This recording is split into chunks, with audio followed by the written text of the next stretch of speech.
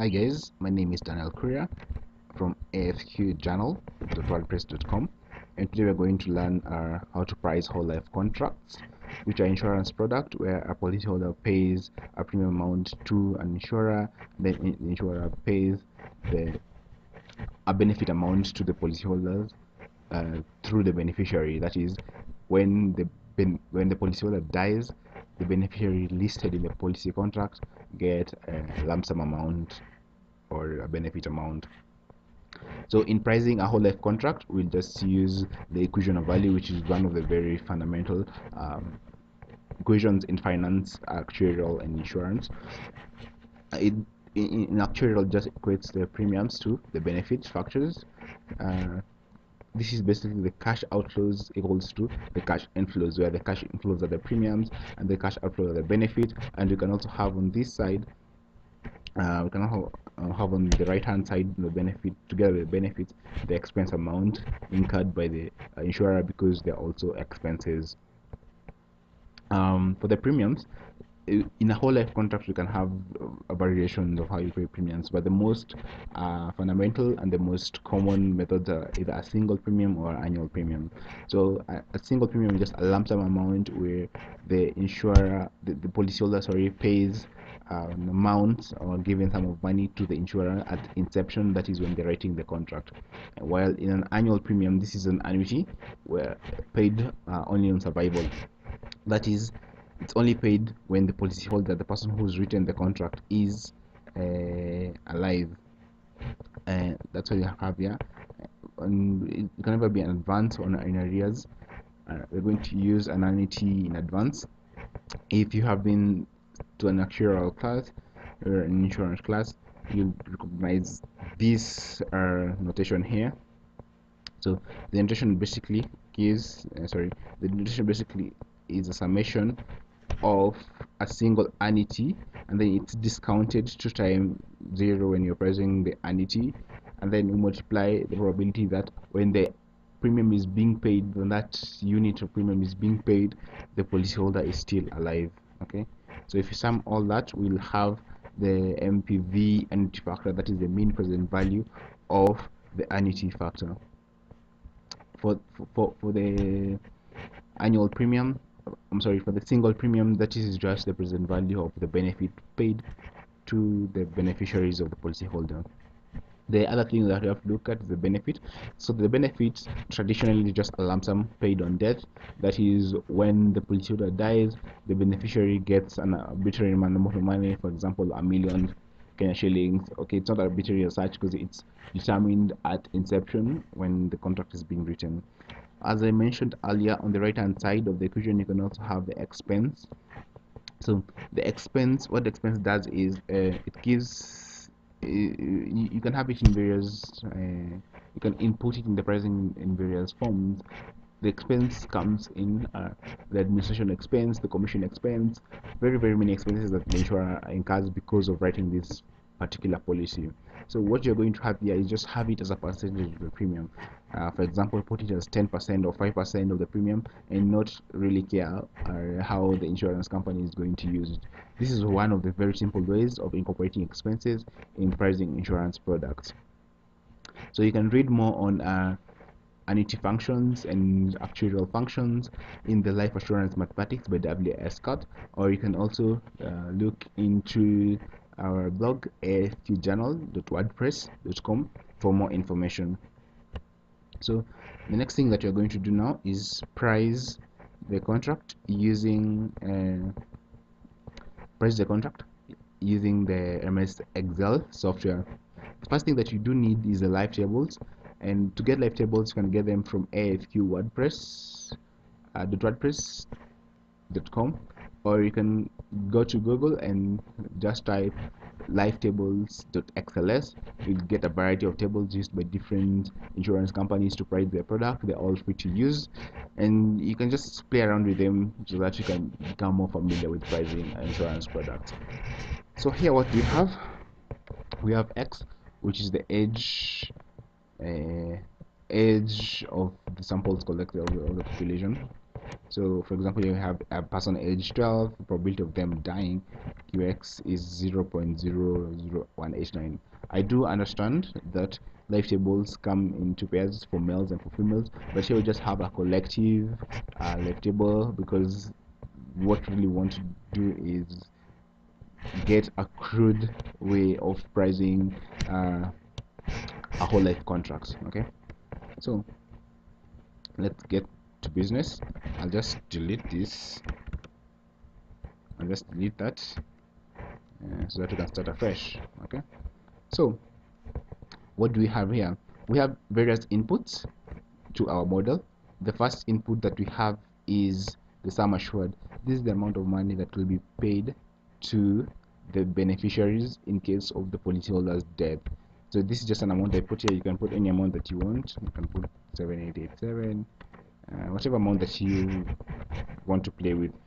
The reason that you can put any amount is because inputs in a model should be robust. They should not um, they should be able to change over time, because this model should be used to price more than one contract.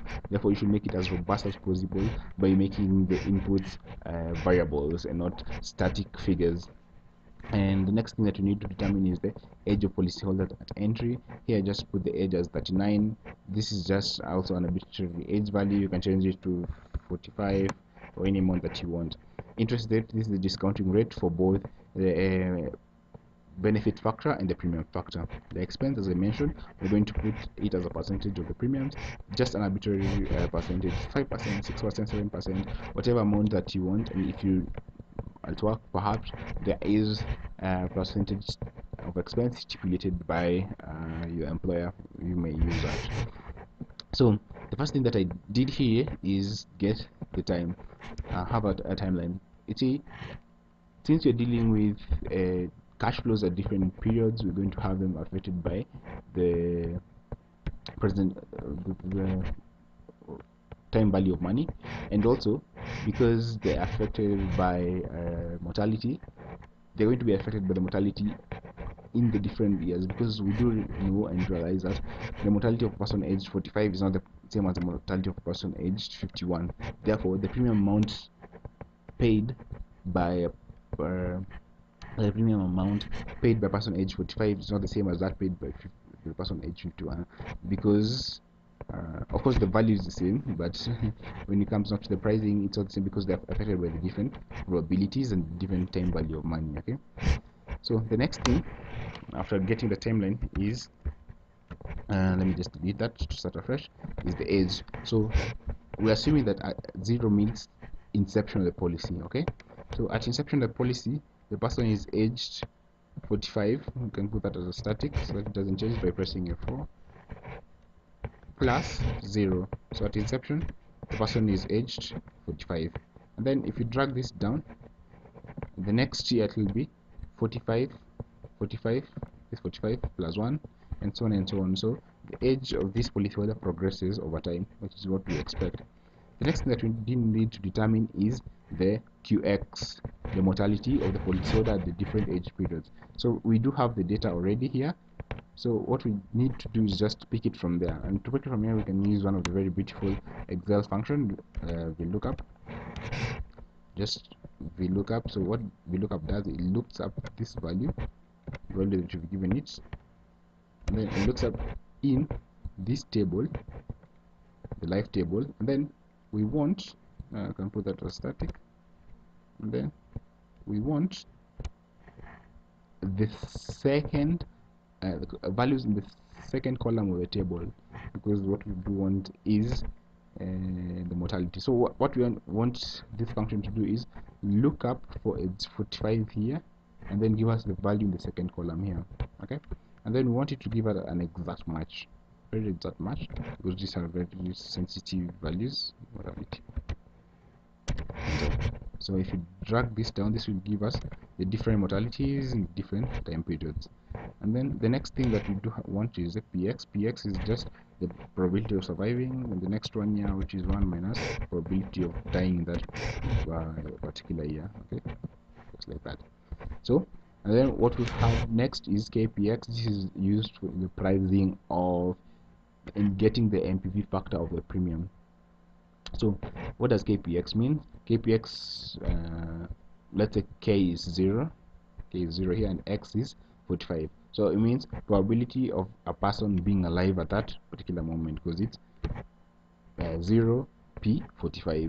What is that probability? It's just that. Okay, the next thing is 1 p 45. That is the probability that the person is alive, a person aged 45 is alive in the next 1 year. So the probability of him being alive in the next 1 year is the probability of a person being alive at inception, because they must be alive at inception for them to be alive throughout the year, times the probability that they survived during that year. Okay, I hope you understand that. And then the next one is probability 2px. So 2p 45, the probability that the person aged 45 survives for 2 years. So this one again is probability that this person was alive when the contract was being written, times the probability that they were alive 1 year after the contract was written, times the probability that they were alive 1 year after 1 year that when the contract was written. Okay, so if you look at this, it just builds a pyramid, goes on multiplying the probabilities. Excel has a very simple. So if we attempt 15, we realize that we'll have a very long equation. So Excel has a very neat function to work with that. Just have product of probability that this person was alive when this contract was being written, then put that as a static, multiplied by probability that this person is alive in the next year, and then if you drag this down, sorry, you have to put this as a static, I forget. Okay, and then yes, so this will now multiply all the probabilities prior to that time period, and then like that. See what it does, instead now of having a very long equation formula, we call it. Okay, so this gives us a KPX. Then the next thing that we need to determine is probability that a person aged 45 lives for k years, then dies in the next year. Okay, which is KQX. And then KQX, we can expand this to be KQ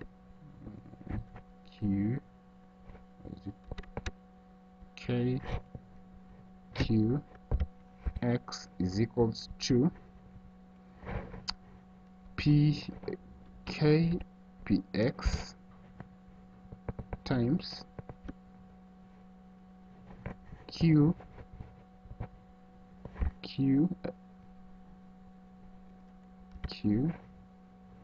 plus 1. This is the probability that this person lives for k years, then die in aged x, this is k plus k, sorry, then dies while aged x plus k plus 1. Okay, he survives for k years, then dies in the year k, dies k plus 1 years later. Okay, so basically that will just come here, and the first one is 0, where k is 0, just place 0 here, so it will be that times q 45 plus 0 plus 1, so q 46. Am I doing the correct thing? No, sorry, this is here is just, this is 1, just k. Okay, so when you come here, this will be kpx times qx plus that,